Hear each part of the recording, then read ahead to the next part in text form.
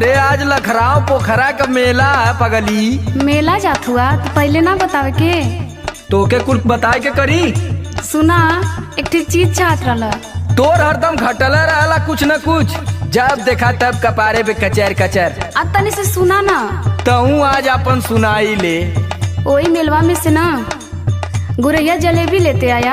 अरे गुरैया जिलेबी लेबी न देवी, गुरैया जिलेबी। अभी ये कुल कहबा हम जानत रहनी है, लेकिन तब वो मन कैला कह देनी। सुना सुनावा।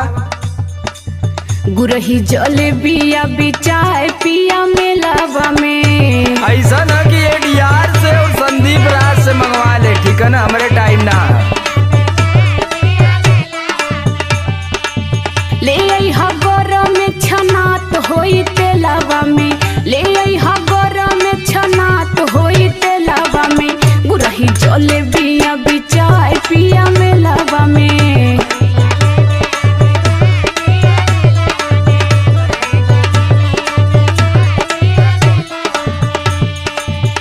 जब देखा तब तोरे लारे चुअला, पेट ही नहीं कारे।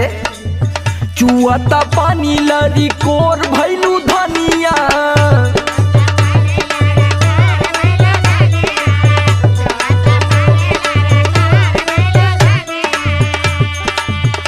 और नन होए के चाटत चटोर भैलू धनिया, चटोर भैलू धनिया। चुअता पानी लरी कोर भैलू धनिया।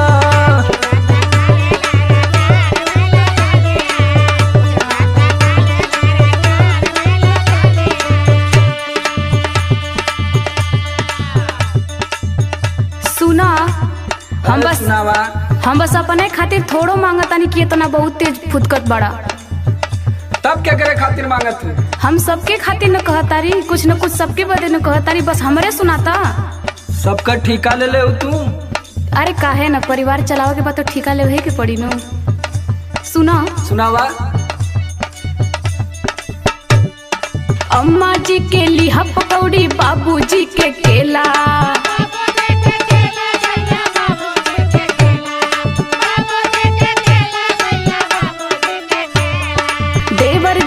छेना बर्फी ननदो जी के पेड़ा। अरे तो सबका ठीका मैं ले लेगा। जाए के हैप्पी से और विक्की यादव से पूछा।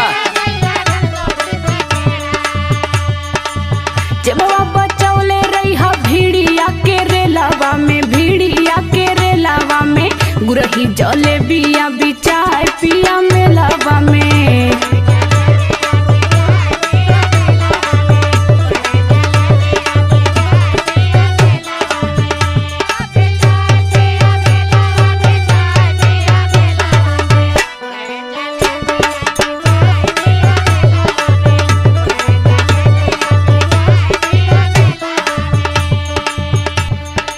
अच्छा ये बतावा कि अब इन कलियां गए ललू बाजारे न?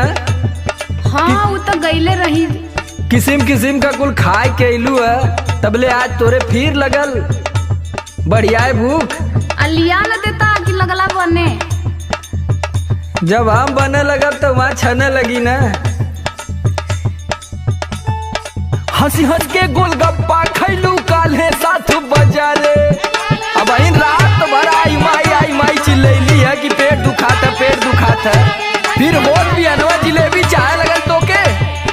बेना रात डोलावत बीतल हाँ गरमी के मारे।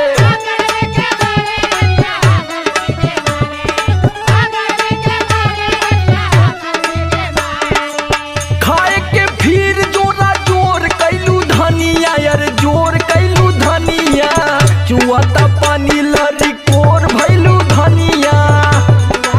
देखा थी कि तोर दिन पर दिन मन बढ़ल जाता जब से वो काशी स्टूडियो के राम यादव के मेहरारू के साथे तर रह थी।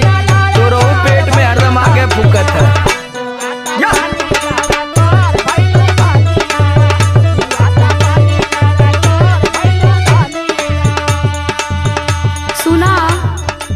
सुनावा जल्दी हो जाए लोग, भैया मनोज भैया सब लोग निकल जाए हैं तो हमके बड़ा दिक्कत हुई। वही लोग के बारे में तो बतावे जाता नहीं, तो टोक देला। उधर न तुनी भैया भी लेके बाइक अपन निकल गए हुए। हाँ ते लोग को बात मत मनी। तका तोर मानी। सुना हमार बात एकदम ध्यान में रखे के जइहा। बोल बोल बोल बोल झटका झटका बोल। चरखी झलुआ पे मत चढ़िया कितनो केहू कही। अब तही हमके सिखैबी तू भैली आली जोन की तू परो नहीं तो फोड़ दे तोर मुहवा। सुनर सुनर लड़की अइहे नियत रखिया सही। त का हम केहू के लाइन मारत ही।